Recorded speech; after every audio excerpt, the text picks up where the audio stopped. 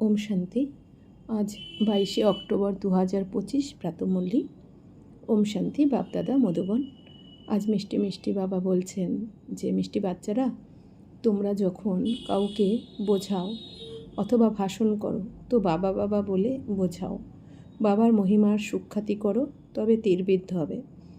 তো বাবা বলছেন কি, কাউকে বোঝানোর সময় তোমরা বা ভাষণ করার সময়, কোনো জ্ঞান শোনানোর সময়, যে কোনো, তো বাবা বলছেন কি, তোমরা বাবা বাবা করে বোঝাও। অর্থাৎ বাবা বলছেন এটা, বাবা বলছেন এটা, সবসময় কিছু বলার আগে বাবা বলছেন। তো বাবা বলছেন এইভাবে বাবার মহিমারও সুখ্যাতি করো, তাহলে বাবা বলছেন কি অন্য আত্মাদের তীরবিদ্ধ হবে। প্রশ্ন হচ্ছে, বাবা ভারতবাসী বাচ্চাদেরকে বিশেষ কোন প্রশ্ন জিজ্ঞাসা করছেন?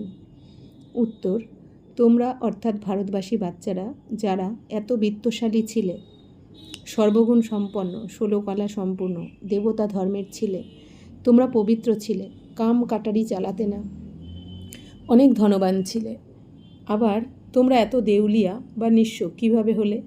কারণ জানা আছে কি বাচ্চারা, তোমরা কিভাবে গোলাম হয়ে গেলে? এত সমস্ত ধন দৌলত কোথায় হারিয়ে ফেললে? মনে করে দেখো, তোমরা পবিত্র থেকে পতিত কিভাবে হয়ে গেলে। তোমরা অর্থাৎ বাচ্চারাও এই রকম ধরনের বাবা বাবা বলে অপরকেও বোঝাও, তবে সে সহজভাবে বুঝতে পারবে। তো বাবা বাচ্চাদেরকে কী জিজ্ঞাসা করছেন, যে বাচ্চারা, তোমরা ভারতবাসী বাচ্চারা, তোমরা তো অনেক ধনী ছিলে, অনেক বিত্তশালী ছিলে, সত্যতেতাতে তোমরা সর্বগুণে সম্পন্ন ছিলে, 16 কলা সম্পূর্ণ ছিলে, সত্যযুগে দেবতা ধর্মের ছিলে, তো তোমরা পবিত্র ছিলে, তোমাদের মধ্যে কোনো না কাম কাটারি আর না কোনো রকম হিংসা, কোনো ধরনের বিকার ছিল না। বাবা বলছেন অনেক ধনবান ছিলে তোমরা, আর এখন তোমরা এইভাবে দেউলিয়া কী করে হয়ে গেলে? বাবা বলছেন রাজত্ব ছিল তোমাদের, আর আজকে তোমরা ভিখারি কী করে হয়ে গেলে? অর্থাৎ কিছুই তো নেই, তাই না এখন আমরা। তো বাবা বলছেন কি, এই দুনিয়াতে একজন আরেকজনের থেকে চাই সুখ দিক, শান্তি দিক, আমাকে সাহায্য করুক, আমার কথা শুনে চলুক, আমাকে ভালোবাসুক।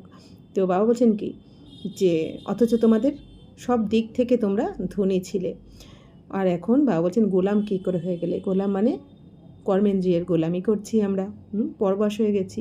তো বাবা বলছে এই গোলাম কী করে হয়ে গেলে? বাবা বলছেন আর সমস্ত ধন দৌলত কোথায় হারিয়ে ফেলেছো তোমরা? তো বাবা বলছেন যে তোমরা মনে করে দেখো যে তোমরা পবিত্র থেকে পতিত কীভাবে হয়ে গেলে। অর্থাৎ এই যে আমরা জন্ম মৃত্যুর চক্রে আস্তে আস্তে বারবার ভুলে গেলাম, তারপরে এসে যে আমি আত্মা দেবী দেবতা ছিলাম, তখন জন্ম মৃত্যুর চক্রে বারবার আস্তে আস্তে আত্মার শক্তি কম হতে হতে আমাদের মধ্যে আস্তে আস্তে দেহভানের প্রবেশ করেছে, বিকারের প্রবেশ করেছে। তো বাবা বলছেন কি, আর আস্তে আস্তে আমাদের ধন দৌলত সব কিছু আমরা হারিয়ে ফেললাম। দেবী দেবতারা যখন পতিত হয়ে গেল, দাপর থেকে সব হারিয়ে ফেললো। তো বাবা বলছেন যে তোমরা এরকম বাবা বাবা বলে অপরকে বোঝাও, যে বাবা এই কথা বলছেন। তো বাবা বলছেন তাহলে অন্যরাও সহজে বুঝতে পারবে। ওম শান্তি। ওম শান্তি বললেও বাবা অবশ্যই স্মরণে আসা উচিত। বাবার সর্বপ্রথম কথা হলো মন মনোভাব। আগেও অবশ্যই বলেছিলেন, তাই তো এখনও বলেন। বাবা বলছেন কি, এই বাবার সর্বপ্রথম কি বলছেন? মন মনোভাব, অর্থাৎ কি মন বুদ্ধির দ্বারা বাবাকে স্মরণ করো, আত্মা মনে করে বাবাকে স্মরণ করো, বাবার শ্রীমতে চলো। তো তোমরা অর্থাৎ বাচ্চারা বাবাকে জানো। যখন কোথাও সভাতে বক্তৃতা দিতে যাও, সেই লোকেরা তো বাবাকে জানে না। বাবা বলছেন বাচ্চারা, তোমরা যখন ভাষণ করছো, বক্তৃতা দিচ্ছ, তো বাবাকে তোমরা চিনে জেনেই করছো, কিন্তু যাদেরকে বলছো তারা তো বাবাকে সঠিকভাবে চেনে না, জানে না। তাই তাদেরও এই রকম বলা উচিত যে শিব বাবা বলছেন, তিনিই হলেন পতিত পাবন, অবশ্যই পবিত্র করে তোলার জন্য এখানে এসে বোঝান। তো বাবা বলছেন শিব বাবাকে কেন পতিত পাবন বলা হয়? কারণ তিনি পতিতদেরকে পবিত্র করে তোলেন। এই দুনিয়াতে আমরা বাবাকে স্মরণ করেছি ভারতবাসীরা, যে হে পতিত পাবন এসো। তো পতিত পাবন বলে কেন স্মরণ করেছি? তার মানে আমরা পতিত হয়েছি, আর পতিতদেরকে পবিত্র একমাত্র বাবা ছাড়া কেউ করতে পারেন না।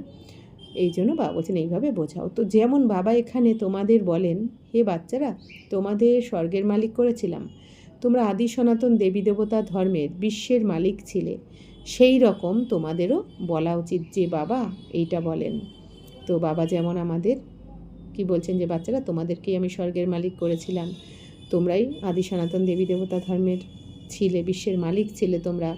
তো বাবাও বলছেন তোমরাও বাচ্চাদেরকে তোমরা অন্যদেরকে বোঝাও যে বাবা এই কথা বলেছেন। শিব বাবা: এই রকম কারোর বক্তৃতা করার সংবাদ আসেনি। শিব বাবা বলেন, আমাকে উচ্চতমেরও উচ্চ মনে করো, পতিত পাবনও মানো। আমি এসেও থাকি ভারতে, আর রাজযোগ শেখানোর জন্য আসি। বলে থাকি শুধুমাত্র মামেকম স্মরণ করো, আমি অর্থাৎ এই উচ্চতম বাবাকে স্মরণ করো। তো বাবা এসেছেন উঁচুর থেকে উঁচু, শিব বাবা এই দুনিয়াতে পতিত থেকে পবিত্র করতে আমাদের এসেছেন, রাজযোগ শেখাতে এসেছেন। আর বাবা এসে কি বলছেন, যে বাচ্চারা তোমরা আত্মা মনে করে বাবাকে স্মরণ করো, বাবার শ্রীমতে চলো, বাবার কথা শুনে চলো। কারণ সেই পিতা হলেন শুধুই প্রদানকারী, দাতা। কারণ বাবা নেন না কিছু, বাবা কিন্তু প্রদানকারী, দিতে এসেছেন, দাতা। তো বরাবর ভারতে তোমরা বিশ্বের মালিক ছিলে, তাই না? দ্বিতীয় কোনো ধর্ম ছিল না, স্বর্গতে অন্য কোনো ধর্ম ছিল না, দেবী দেবতা ধর্ম ছিল। তো বাবা আমাদেরকে অর্থাৎ বাচ্চাদেরকে বোঝান, আমরা আবার আপনাদের বুঝিয়ে দিই। তো বাবা বলেন, তোমরাই ভারতবাসীরা কত বিত্তশালী ছিলে, সর্বগুণ সম্পন্ন, 16 কলা সম্পূর্ণ দেবতা ধর্ম ছিল। তোমরা পবিত্র ছিলে, কামকাটারি চালাতে না, খুবই ধনবান ছিলে। বাবা আবার বলেন যে তোমরা এত দেউলিয়া হলে কিভাবে? কারণ জানা আছে কি, তোমরা বিশ্বের মালিক ছিলে।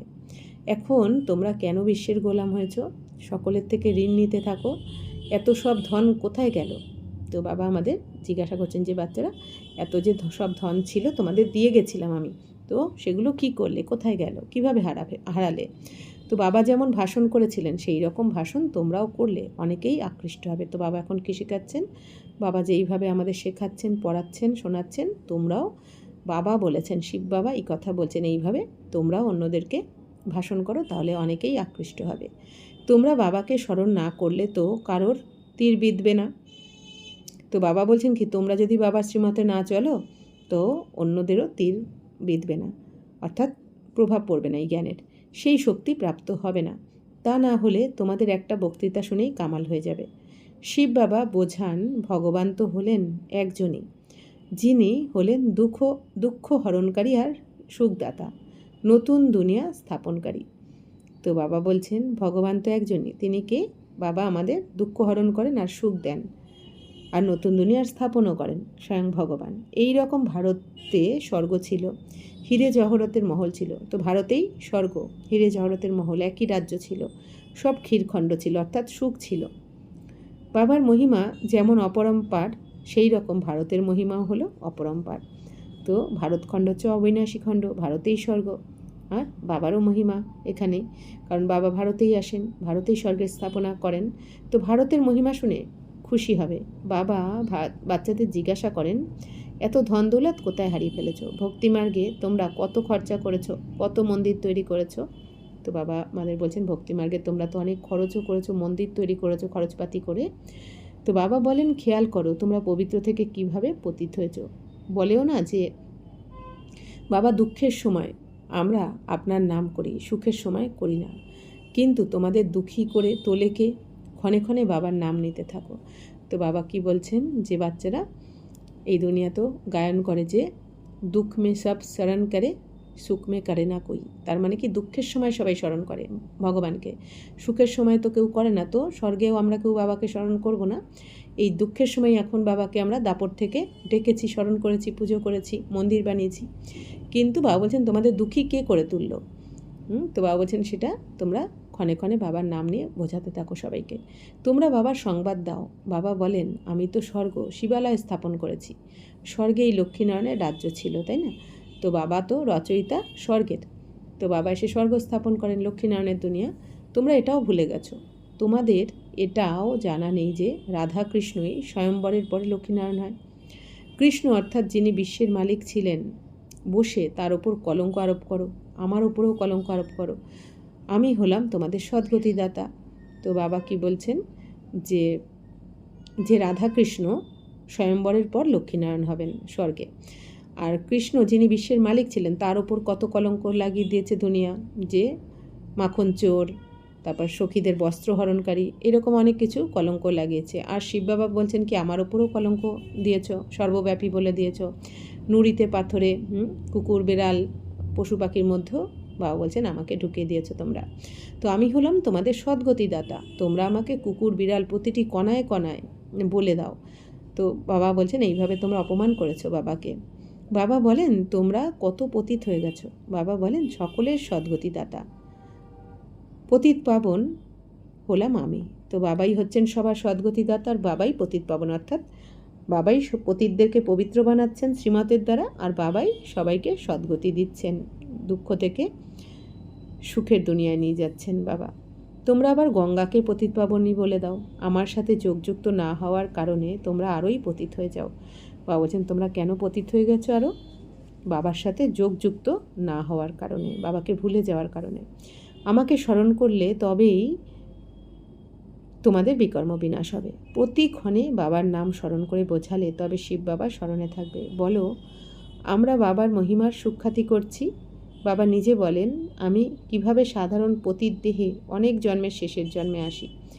তো বাবা কি বলছেন যে বাবা তো সাধারণ শরীরে এসেছেন, আর যেই শরীরে এসেছেন অর্থাৎ ব্রহ্মা বাবা শরীরে, তার অনেক জন্মের অন্তিম জন্ম এটা। লাস্ট জন্মেতে বাবা এসে প্রবেশ করে আমাদের রাজযোগ শেখাচ্ছেন। তো ইনি এখন আমার হয়েছেন বলে এই রথ দ্বারা তোমাদের বোঝাই, অর্থাৎ ব্রহ্মা বাবার শরীরের মাধ্যমেই শিব বাবা আমাদের পড়ান। ইনি নিজের জন্মকে জানে না, অর্থাৎ ব্রহ্মা বাবা। ইনি হলেন ভাগীরথ, এনারও বানপ্রস্থ অবস্থায় আসি। শিব বাবা এইরকম বোঝান। তো শিব বাবা কি বলছেন? শিব বাবা যে ভাগীরথ মানে ভাগ্যশালী রথ, অর্থাৎ ব্রহ্মা বাবার শরীরের কথা বলা হচ্ছে। তো শিব বাবা বলছেন কি এনারও তো বানপ্রস্থ অবস্থা, অর্থাৎ বাণীর ঊর্ধ্বে যাওয়ার অবস্থা। আর ব্রহ্মা বাবারও 60 বছর যখন হয়েছে তখন বাবা প্রবেশ করেছেন, ওনার শরীরে প্রবেশ করে জ্ঞান শোনাচ্ছেন। তো এই রকম বক্তৃতা কারোর শোনা যায়নি। বাবার নামই তো নেয়, তাই না? তো সারাদিন বাবাকে তো একদমই স্মরণ করে না, পরনিন্দা চর্চাতে লেগে আছে, আর লেখে যে আমি এই রকম ভাষণ করেছি, আমি এইটা বুঝিয়েছি। বাবা বুঝিয়ে দেন, এখন তো তোমরা হলে পিঁপড়ে, মাকড়সাও হলে না আর কত অহংকার থাকে। তো বাবা বলছেন কি, বাচ্চারা লিখে দেয় বাবাকে, এদিকে পরনিন্দা পরচর্চাও করছে, আবার লিখছে বাবা আমি এটা বুঝিয়েছি ওইটা বুঝিয়েছি। তো বাবা কি বলছেন যে তোমরা তো এখন হলে পিঁপড়ে, মাকড়সা হলে তো আরও কত অহংকার করতে, অর্থাৎ আরেকটু যদি বড় হতে। বুঝতে পারে না যে শিব বাবা ব্রহ্মা দ্বারা বলেন। শিব বাবাকে তোমরা ভুলে যাচ্ছ, ব্রহ্মার ওপর ঝট করে বিগড়ে যাবে। বাবা বলেন তোমরা আমাকে স্মরণ করো, তোমাদের কাজ হলো আমার সাথে আমাকে স্মরণ করতে থাকো, তাই না? কিন্তু তোমাদেরও জানা নেই যে বাবা কি বস্তু, কবে আসেন। তো বাবা কি বলছেন যে স্মরণ তো শিব বাবাকে করতে হবে, যদিও ব্রহ্মা বাবার শরীরে প্রবেশ করে বাবা পড়াচ্ছেন, কিন্তু স্মরণ করবো শিব বাবাকে। আর বাবা বলছেন তোমরা তো এটাও জানো না যে বাবা কি বস্তু বা কবে আসেন। গুরু যারা, তারা তোমাদের বলে যে কল্প হলো 1,00,000 বছরের, আর বাবা বলেন যে কল্প হলো এই 5,000 বছরের। তো বাবার কি নাম রূপ দেশকাল এখন তো আমাদের জানা আছে। বাবাকে নিরাকার বলা হয়। তো এই দুনিয়া কি বলে, নাম রূপ থেকে আলাদা। বাবা বলছেন নামও আছে বাবা, রূপও আছে। না হলে নাম রূপই যদি না থাকে তাহলে এরকম কোনো বস্তু থাকে কি যার নাম রূপ নেই? বাবা বলছেন যে আকাশ যে তোমরা বলো তারও তো নাম আছে। তো বাবা বলছেন তো বাবারও নাম কি? শিব। বাবাকে দেখতে জ্যোতির্বিন্দু স্বরূপ। বাবার আকারী রূপ বা সাকারী রূপ নেই, কিন্তু আকার তো একটা আছে বাবার, এই যে পয়েন্ট, তো ওইটাই বাবার আকার আর কি। বাকি আমাদের মতন সাকার শরীর বা আকারী শরীর বাবা ধারণ করেন না। তো বাবা থাকেন কোথায়? পরমধামে, তাই না? তো বাবা তো সূক্ষ্মাতি সূক্ষ্ম, জ্ঞানের সাগর, গুণের সাগর। তো বাবা কি বলছেন, আর বাবা কবে আসেন? বাবা প্রতি কল্পের একদম অন্তিমে, যখন কলিযুগের সমাপ্ত হওয়ার সময় আসে, পুরানো দুনিয়া সমাপ্ত হওয়ার সময় আসে আর নতুন দুনিয়া আসার সময় আসে, তখন বাবা এই দুনিয়াতে আসেন। আর বাবা যখনই আসেন তখনই সঙ্গম যুগ শুরু হয়, অর্থাৎ বাবা যখন আসেন আত্মার সাথে অর্থাৎ আমরা বাচ্চারা বাবার সাথে মিলিত হই, তখন থেকেই সঙ্গম শুরু হয়ে যায়। তো বাবা বলছেন যে এই দুনিয়া তো কল্পের আয়ু 1,00,000 বছর বলে দিয়েছে, আর বাবা কি বলেছেন 1,00,000 বছর নয়, 5,000 বছর টোটাল। পুরানো দুনিয়া নতুন দুনিয়া হবে, নতুন আবার পুরানো হয়। বাবা বলছেন পুরানো দুনিয়া নতুন দুনিয়া হবে, অর্থাৎ এই যে কলিযুগ থেকে এখন সত্যযুগ আসছে, আবার বাবা বলছেন নতুন দুনিয়া আস্তে আস্তে আবার পুরানো হয়ে যায়। তো যখন পরিস্থান অর্থাৎ স্বর্গ হবে, তখন দিল্লিকে নতুন দিল্লি বলা হবে। নতুন দুনিয়াতে নতুন দিল্লি ছিল যমুনার ঘাটে। তো বাবা বলছেন স্বর্গরাজ্য পরিস্থান কোথায় হবে? নতুন দিল্লিতে, যমুনার ঘাটে। তো সেখানে লক্ষ্মীনারায়ণের মহল ছিল, পরিস্থান ছিল। এখন তো হলো সব কবরস্থান, সব কিছু মাটি চাপা পড়ে যায়। সেই জন্য বাবা বলেন আমাকে, অর্থাৎ এই উচ্চতম বাবাকে স্মরণ করলে পবিত্র হবে। সবসময় এই রকম বাবা বাবা বলে বোঝাও। বাবা নাম নাও না বলে কেউ তোমাদের কিছু শোনে না। বাবার স্মরণ না থাকার কারণে তোমাদের মধ্যে তীক্ষ্ণতা আসে না। তোমরা দেহ অভিমানের বশবর্তী হও। তো বাবা আজকে সবাইকে বোঝানোর বা টেকনিক বলে দিচ্ছেন যে বাচ্চারা তোমরা বাবার স্মরণে থেকে বলো, তবেই তীক্ষ্ণতা আসবে তোমাদের মধ্যে। তো তোমরা দেহ অভিমানের বশবর্তী। বাবা বলছেন দেহ অভিমানে এসে বলো, এই জন্য তীর লাগে না। সংসারে আবদ্ধ মাতারা যারা মার খায় তারা তোমাদের থেকে বেশি স্মরণ করে থাকে, কত ডাকতে থাকে। বাবা বলেন তোমরা সকলে যে হলে দ্রৌপদী, তাই না? তো এখন তোমাদের নগ্ন হওয়ার থেকে বাঁচাই। তো এই যে দ্রৌপদীর গায়ন করা হয়, বাবা বলছেন তো সেই দ্রৌপদী কারা? তোমরা। আর তোমাদের এখন নগ্ন হওয়ার থেকে বাবা এসে বাবা বলছেন বাঁচাচ্ছেন। তো মাতারাও কেউ এমন আছে যাদের পূর্বকল্পে পুতনা ইত্যাদি নাম দেওয়া হয়েছিল, তোমরা ভুলে গেছো। বাবা বলেন ভারত যখন শিবালয় ছিল তো তাকে স্বর্গ বলা হতো। এখানে আবার যাদের কাছে বড় বাড়ি, বিমান ইত্যাদি আছে তারা মনে করে আমি তো স্বর্গে আছি। কত মূর্মতির। বাবা বলছেন এই দুনিয়াতে দেখো কত বোকা বুদ্ধির, কত পাথর বুদ্ধির, বেশি ধন দৌলত থাকলেই তারা মনে করে নেয় যে আমি স্বর্গে আছি। ধন দৌলত সুখ সাধন থাকলেই ভাবে স্বর্গে, কিন্তু স্বর্গ যে কী জিনিস তাই জানে না। প্রত্যেক কথায় বলো, বাবা বলছেন এই হঠযোগী কি আর তোমাদের মুক্তি দিতে পারবে? সকলের সদ্গতি দাতা যখন একজনই, তবে গুরু কিসের জন্য করো? তো বাবা এখন কি বলছেন যে বাচ্চারা এই যে হঠযোগীরা এই দুনিয়াতে, এরা তো মুক্তি দিতে পারে না, এরা তো মুক্তিদাতা নয়। মুক্তি জীবন মুক্তিদাতা তো শিব বাবা। আর মুক্তি বাবার জ্ঞান ছাড়া হয় না। জ্ঞান সাগরের থেকে যখন আমরা জ্ঞান শুনে আমরা নিজেদেরকে পবিত্র বানাই, তখনই আমরা মুক্তি পাই। পবিত্র না হয়ে মুক্তিধামে যাওয়া যায় না। কার্মিক অ্যাকাউন্ট, কর্মের হিসাব চুক্ত না করে মুক্তিধামে যাওয়া যায় না। তো সকলে সদ্গতি দাতা যখন একজনই, তবে গুরু কিসের জন্য করো? তোমাদের কি সন্ন্যাসী হতে হবে নাকি হঠযোগ শিখে ব্রহ্মতে লীন হতে হবে?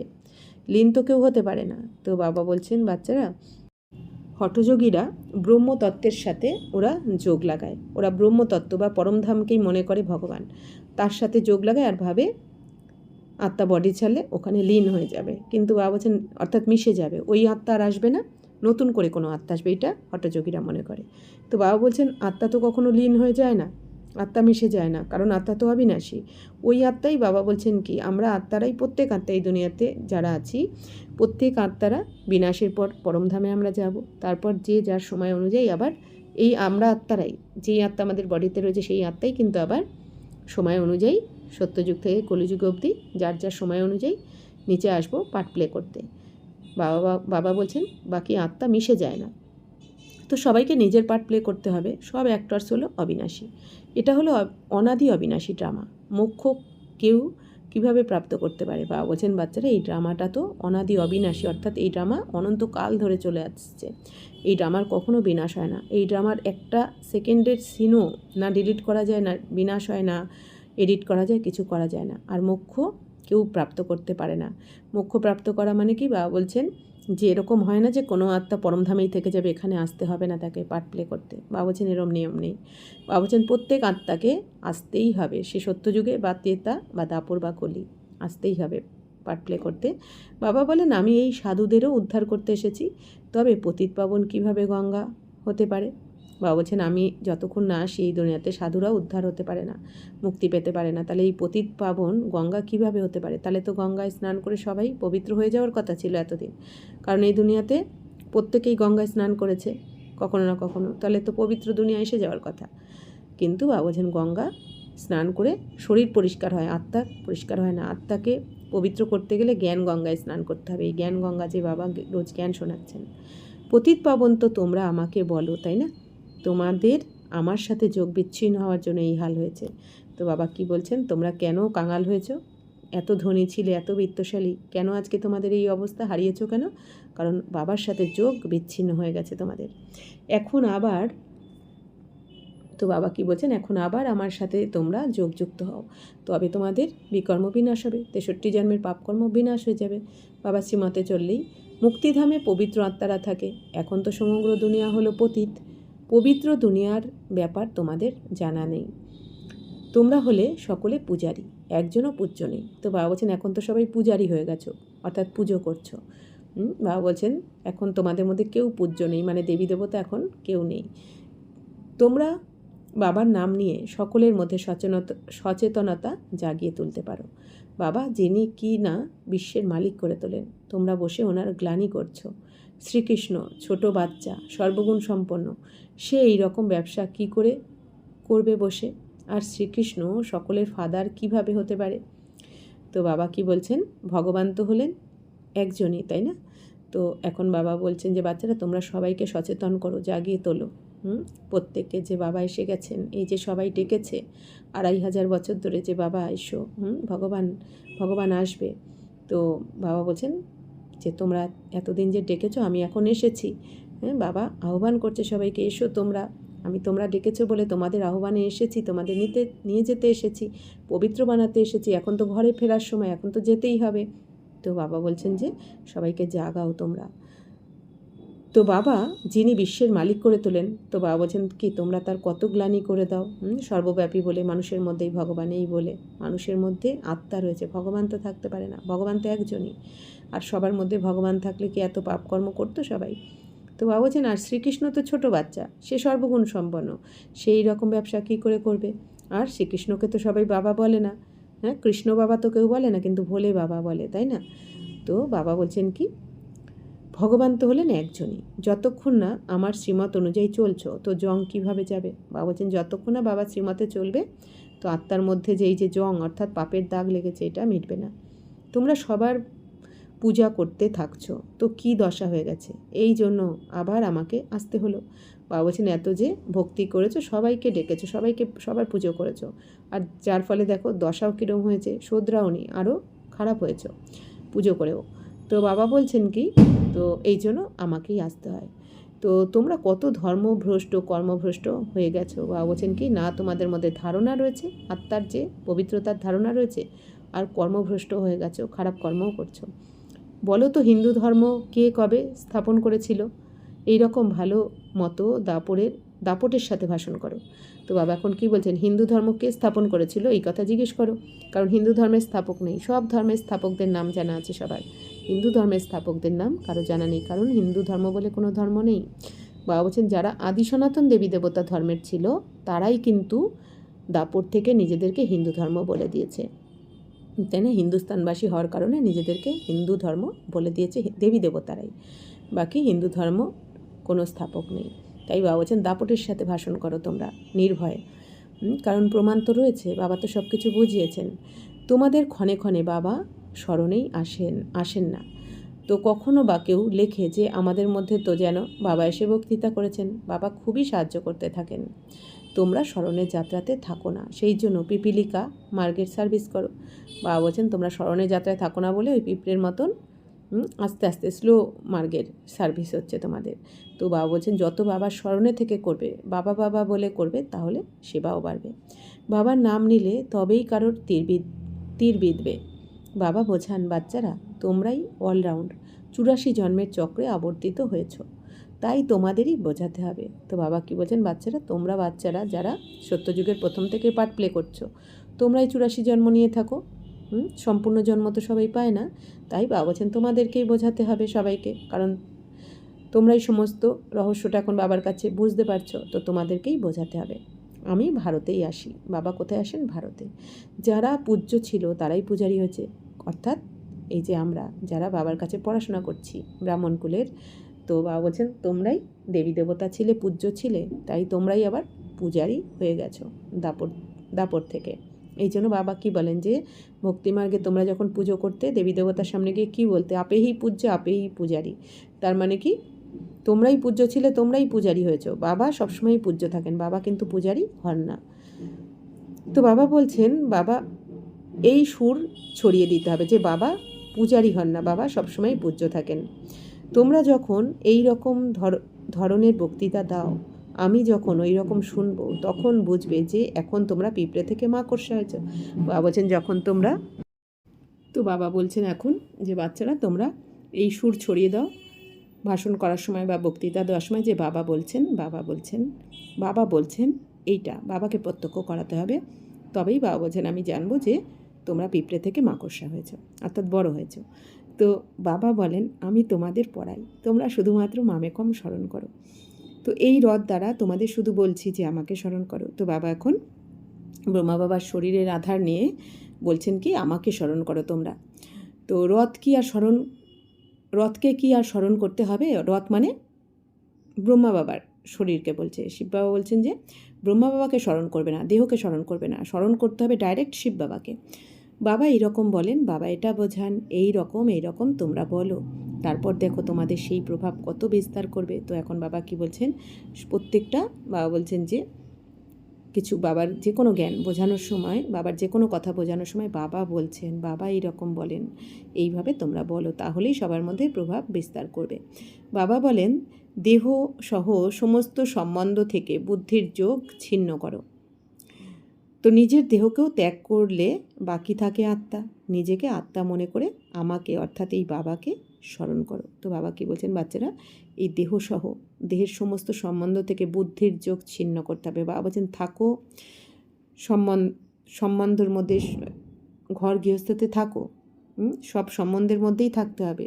সম্বন্ধ ত্যাগ করতে বাবা বলেন না, কিন্তু মন বুদ্ধির যোগ রাখতে হবে। বাবা বলছেন শিব বাবার সাথে মন বুদ্ধি কিন্তু দেহদারির মধ্যে যেন ফেসে না যায়। কেন, নিজেকে এটা বুঝিয়ে দিতে হবে যে এই দুনিয়াতে যে দেহদারিদের সাথে বুদ্ধির যোগ রয়েছে তারা কি লাস্ট অবধি, অন্তিম অবধি সাথ দেবে?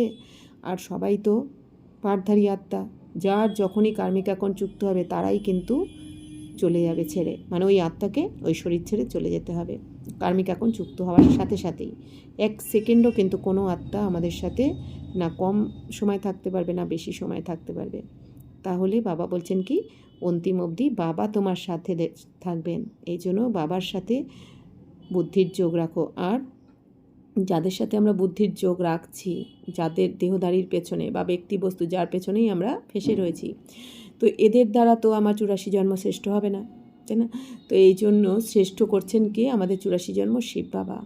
এখন এই জন্ম তো সুখ শান্তি, আর পরবর্তী প্রত্যেকটা জন্মেও সুখ শান্তি আমরা পাবো বাবার সাথে যদি বুদ্ধির যোগ রাখি। এই জন্য বাবা বলছেন কি, দেহসহ দেহের সমস্ত সম্বন্ধ থেকে এখন বুদ্ধির যোগ ছিন্ন করে বাবার স্মরণে থাকো। না হলে কিন্তু অন্তিমে যার সাথে বুদ্ধি তোমার ফেসে থাকবে সেই ব্যক্তি বা বস্তু বা পদার্থ তোমাকে আকর্ষণ করবে, তোমাকে উঠতে দেবে না, বাবাকে স্মরণ করতে পারবে না তুমি অন্তিম সময়। তো বাবা বলছে নিজের দেহকে যদি ত্যাগ করো তাহলে কি থাকে? আত্মা, তাই না? এই দেহ আমরা তো এর আগে 83টা শরীরও তো ত্যাগ করেছি, তাহলে এটা অন্তিম শরীর। এটাও আমরা এই অন্তিম শরীর, এই শরীরটাকে অবশ্যই আমরা প্রাধান্য দেব, কিন্তু যতটা পুরুষার্থ করার জন্য। বাকি এই শরীরের মোহতে যেন ফেসে না যাই আমরা। এই শরীরের দ্বারা আমরা যেহেতু 84 জন্মের ভাগ্য বানাচ্ছি, এই জন্য শরীরটাকেও আমরা ঠিকঠাক রাখবো, সেবা করব, কিন্তু ফেসে যাব না। শরীরকে সাজানোর জন্য শরীরের প্রতি বেশি সময় যেন আমাদের নষ্ট না হয়। মন বুদ্ধির যোগ বাবার প্রতি যেন থাকে। তো এই জন্য বাবা বলছেন যে আত্মাকে তোমরা আত্মা মনে করে বাবাকে স্মরণ করো, আত্মাকে সুস্থ করার, আত্মাকে সাজানোর চেষ্টা করো। নিজেকে আত্মা মনে করে আমাকে অর্থাৎ বাবাকে স্মরণ করো। কেউ বলে অহম ব্রহ্মাস্মি, অর্থাৎ আমি ব্রহ্ম, মায়ার মালিক হলাম আমি। তো বাবা বলছেন, অনেকে কি বলে দেয় আমি ব্রহ্ম, বাবা বলছেন কি মায়ার মালিক আমি।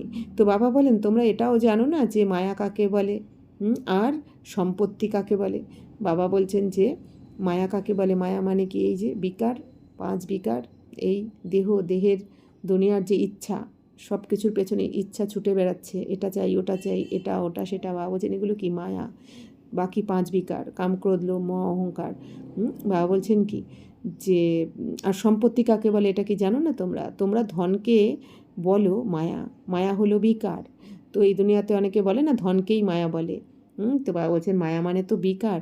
এইরকমভাবে তোমরা বোঝাতে পারো। অনেক ভালো ভালো বাচ্চারা মুরলিও পড়ে না, বাবাকে স্মরণ করে না, তাই তীরবিদ্ধ হয় না, কারণ স্মরণের শক্তি প্রাপ্ত হয় না।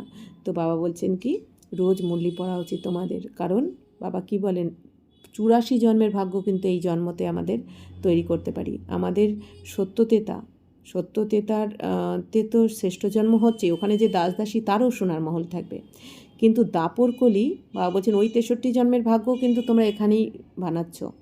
এখানে যত আমরা বাবার স্মরণে থাকবো, মুরলির প্রতি আমাদের ভালোবাসা হবে, বাবার প্রতি আমাদের মন বুদ্ধি বাবা ছাড়া যখন এই দুনিয়ার কোনো কিছুর মধ্যে ভাসবে না, তখন আমাদের সব থেকে উঁচুর থেকে উঁচু কামাই হবে। এই এক একটা জ্ঞানরত্ন যত আমরা ধারণ করব, আর এখন আমরা যা জমা করব এটা তো অবিনাশী, এই জ্ঞান ধন এটা অবিনাশী ধন। তো এই ধনের আধারেই কিন্তু আমাদের 84টা জন্মও শ্রেষ্ঠ হবে। তো বাবা বলছেন যে তো যারা মুরলি ঠিকমতো পড়ে না তা বা বাবাকে স্মরণ করে না, তো বাবা বলছেন কি এই জন্য তীরবিদ্ধ করতে পারে না, কারণ স্মরণের শক্তি প্রাপ্ত হয় না। কারণ বাবার স্মরণে যত থাকবো আমরা তত আত্মা শক্তিশালী হবে। তো শক্তি প্রাপ্ত হয় স্মরণের দ্বারা। যে যোগ বলের দ্বারা তোমরা বিশ্বের মালিক হয়ে ওঠো। বাচ্চারা প্রতিটি কথায় বাবার নাম নিতে থাকো, তবে কখনো কেউ কিছু বলতে পারবে না। সকলের ভগবান বাবা তো হলো এক না, সকলে ভগবান হলো। বলে যে আমি হলাম অমুক সন্ন্যাসীর ফলোয়ার, এখন সে হলো সন্ন্যাসী আর তুমি হলে গৃহস্থী, তো ফলোয়ার্স হয়ে দাঁড়ালো কিভাবে? তো বাবা বলছেন একজন সন্ন্যাসী আর তুমি তো গৃহস্থী, তার মানে কি? ফলোয়ার্স মানে যাকে ফলো করে, যে ফলো করে সে হচ্ছে ফলোয়ার্স। তো সন্ন্যাসীকে তো কেউ ফলো করছে না, সে তো গৃহস্থী, আর সন্ন্যাসী তো ত্যাগী, তাহলে ফলোয়ার্স কিভাবে হয়ে যায়? তো গানও করে মিথ্যে মায়া, মিথ্যে দেহ, মিথ্যে সব সংসার, অর্থাৎ এই দুনিয়াতে গায়ন হয়, ঝুটি মায়া ঝুটি কায়া ঝুটাইয়ে সংসার। তো সত্য তো হলেন একমাত্র বাবা, অর্থাৎ বাবা বলছেন এটা একটা নাটক। এই শরীরও মিথ্যা, এই নাটক প্রতিকল্পে 5000 বছর পর পর হুবহু রিপিট হতে থাকে। বাবা বলছেন এই সংসারও মিথ্যা, কিছুই বাবা বলছেন পার্মানেন্ট নয়। তো সত্য কি? আমি আত্মা আর আমার বাবা, যেটা পার্মানেন্ট। কারণ এই দুনিয়াতে যে রিলেশনের জন্য, যে আমরা রিলেশনের প্রতি মোহমায়াতে এসে কি করি, যে এই আমার, একে ছাড়া চলবে না, ওকে ছাড়া বাঁচবো না, এটা ওটা, এই জিনিসটা ছাড়া হবে না, ওই ব্যক্তি ছাড়া, ওই বস্তু ছাড়া। বাবা বলছেন এগুলো তো মায়া, প্রতি জন্মে আলাদা আলাদা তোমরা পাও, তাই না? বাবা বলছেন কি, যাক আমরা অনেক সময় এই দুনিয়াতে বলে থাকে মা বাবা ভাই বোন স্বামী সন্তান, কিন্তু বাবা বলছেন তাদেরকে কি তুমি পরমধাম থেকে নিয়ে নেবেছ? তাদের তো এই দুনিয়াতে এসে পার্ট প্লে করার জন্য পেয়েছো, আর এক এক জন্মে এক একটা পার্ট। তো বাবা বলছেন কি সবই বিনাশী, তো অবিনাশী কি? আমি আত্মা আর আমার বাবা। এই জন্য বাবার প্রতি মন বুদ্ধি লাগানো উচিত। তো তিনি যতক্ষণ না আসবেন আমরা সত্য হতে পারি না। তো মুক্তি জীবন মুক্তি দাতা হলেন একজনই। তো বাবা যতক্ষণ না আসে আমরা সেই মিথ্যা অহংকারেই থাকি, দেহের অহংকারে থাকি, তো সত্য স্থিতিতে টিকতে পারি না যতক্ষণ বাবা না আসেন। আর মুক্তি জীবন মুক্তির রাস্তাও খুঁজে পাই না, কারণ মুক্তি জীবন মুক্তি দাতা তো একমাত্র বাবাই দেন। তাছাড়া কেউ কি আর মুক্তি দিতে পারে যে আমরা তার হব? এই দুনিয়াতে শিব বাবা ছাড়া, আমাদের বাবা ছাড়া কেউ মুক্তি দিতে পারে না। অর্থাৎ এই যে জন্ম মৃত্যুর চক্র থেকে মুক্তি, বা আমাদের কার্মিক অ্যাকাউন্ট থেকে চুক্ত করে সেই সব কিছু থেকে মুক্ত হওয়ার রাস্তা কে বলে দেন? শিব বাবাই। তো বাবা বলেন এটাও ড্রামাতে ছিল, এখন সাবধান হয়ে চোখ খোলো। বাবা এইরকম বলেন, এই রকম বলার জন্য তোমরা সরে যাবে, তোমাদের ওপর কেউ অর্থহীন উক্তি করবে না। তো বাবা বলছেন কি সবসময় তোমরা এইরকম বলো, বাবা এইরকম বলেন, বাবা এইরকম বলেন, তাহলে বাবা বলছেন কি তোমাদের ওপর কেউ অর্থহীন উক্তি করবে না। ত্রিমূর্তি শিব বাবা বলতে হবে, শুধু শিব নয়, ত্রিমূর্তিকে কে রচনা করেছেন, ব্রহ্মার দ্বারা স্থাপনা কে করিয়ে দেন? তো বাবা বলছেন ত্রিমূর্তি শিব বাবা বলতে হবে, কারণ ত্রিমূর্তিকে রচনা করেছেন কে? শিব বাবা, ব্রহ্মা বিষ্ণু শঙ্করের রচয়িতা শিব বাবা, এই জন্য বাবাকে ত্রিমূর্তি শিব বলা হয়। তো ব্রহ্মা কি ক্রিয়েটর? এই রকম ধরনের নেশার সাথে বলো, তবে কাজ করতে পারবে, না হলে তো দেহবিমানের সাথে বসে বক্তৃতা করে। মানে আমি বোঝাচ্ছি, বাবা বলছেন না, বাবা বলেছেন এরকম, বাবা বলেছেন, বাবা এইভাবে বোঝান। বাবা বোঝান যে এটি হলো অনেক ধর্মের কল্পবৃক্ষ, অনেক ধর্মের অবস্থান উল্টো বৃক্ষের রূপে রয়েছে, যেটা উল্টো বৃক্ষের রূপে রয়েছে পরমধামে। সর্বপ্রথমে হলো দেবী দেবতা ধর্ম। বাবা বলছেন এই যে কল্পবৃক্ষের মাধ্যমে 5000 বছরে, পুরো কল্পে মানে 5000 বছরের মধ্যে কোন ধর্ম কোন সময় আসে, তো সেই রহস্য বাবা এই কল্পবৃক্ষের মাধ্যমেই আমাদের বোঝান। তো কল্পবৃক্ষের মাধ্যমে আমরা কি জেনেছি যে সবার প্রথমে কোন ধর্ম থাকে? দেবী দেবতা ধর্ম। তো এখন সেই দেবতা ধর্ম কোথায় গেল? লক্ষ বছর বলে দেয়, এটা তো হলো 5000 বছরের ব্যাপার। তোমরা মন্দিরও তাদেরই তৈরি করতে থাকছো, অর্থাৎ দেবী দেবতাদের। তো তারা এখন কোথায়? এই দুনিয়া সেটা জানে না। তো যারা দেবী দেবতা ছিল তারাই 84 জন্ম নিয়ে এখন বাবার কাছে তারাই পুরুষার্থ করছে আবার দেবী দেবতা হওয়ার জন্য। তো দেখানো হয় পাণ্ডবদের আর কৌরবদের যুদ্ধ লেগেছে। পাণ্ডবরা পাহাড়ি পথে গলে মরেছে। তারপর কি হলো? আমি কিভাবে হিংসা করব? আমি তো তোমাদের অহিংস বৈষ্ণব করে তুলি। কাম কাটারি না চালানো তাকেই বৈষ্ণব বলা হয়। তো বাবা কি বলছেন যে পাণ্ডবদের কি দেখানো হয়েছে? পাহাড়ি পথে গলে মরে গেছে। তারপর কি হলো আর কেউ জানে না। তো বাবা বলছেন পাণ্ডব কারা? আমরা বাবার বাচ্চারা। তো বাবা বলছেন এই যে গলে মরে গেছে, আসলে এই যে সঙ্গমে বাবার বাচ্চারা আমরা পাণ্ডব সেনা, তাই না? তো এইবার আমরা যখন বাবার স্মরণে এখন টিকছি, আত্মা মনে করে বাবাকে যখন স্মরণ করছি, তখন আমাদের দেহভান গলে যাচ্ছে। দেহভান, যে দেহের অহংকারে ছিলাম এতদিন 63 জন্ম, এখন বাবার স্মরণে থেকে বাবার শ্রীমতে চলে আমরা আমাদের দেহভানকে গলিয়ে দিচ্ছি। আর আমাদের স্থিতি এখন অনেক উঁচুতে চলে যাচ্ছে। স্থিতি, মন বুদ্ধির স্থিতি ওপরে। আমাদের এখন মন বুদ্ধি কোথায় থাকে? ওপরে, পরমধামে, বাবার কাছে, তাই না?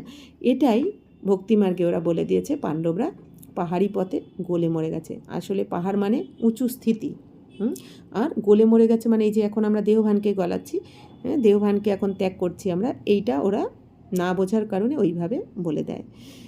তো আমি কিভাবে হিংসা? বাবা বলছেন আমি তো হিংসা করাতে পারি না, তাই না? বাবা বলছেন কি, বাবা তো আমাদের বৈষ্ণব করে তুলছেন, অহিংসা পরম ধর্ম এটা শেখাচ্ছেন আমাদের, না কাম কাটারি হিংসা, না কোনো রকম ভায়োলেন্স, না লড়াই ঝগড়া।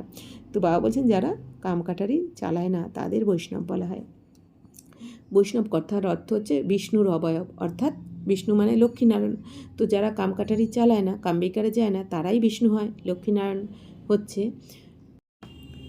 তো বাবা বলছেন তারাই হলো বিষ্ণুর বংশাবলী। अच्छा, मीठे मीठे सिकिलदे बच्चों प्रति मात पिता बाप दादा का याद प्यार और गुड मॉर्निंग।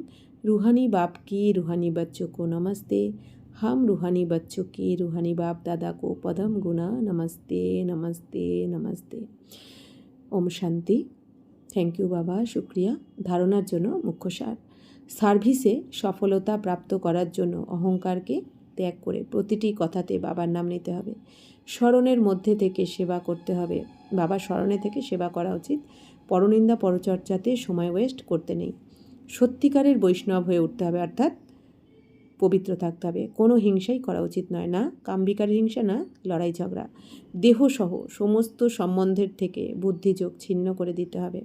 বাবা বলছেন কি, যত তুমি দেহবানে থাকবে তত কিন্তু দুঃখ কষ্ট, তত তুমি দেহের সম্বন্ধের দিকেও ছুটবে, মায়ার দিকে ছুটবে। বাবা বলছেন কি, তো এই দুনিয়ার যে যত ব্যক্তি বস্তু সম্বন্ধের পেছনে ছুটে বেড়াচ্ছে, অর্থাৎ দেহবানে রয়েছে, তত কিন্তু তার দুঃখ কষ্ট বেশি। যখনই আমরা আত্মারা নিজেকে অন্তর্মুখী হয়ে আত্মাকে দেখব, পরমাত্মাকে দেখব, তখনই অতীন্দ্রিয় সুখের অনুভব করতে পারবো। এই জন্য বাবা বলছেন কি, বুদ্ধির যোগ এখন এই দেহসহ সমস্ত সম্বন্ধের থেকে ছিন্ন করে দিতে হবে। বরদান, হাজির পাঠের দ্বারা সেবাগুলিতে মহান হওয়া, সকলের আশীর্বাদের পাত্র ভব।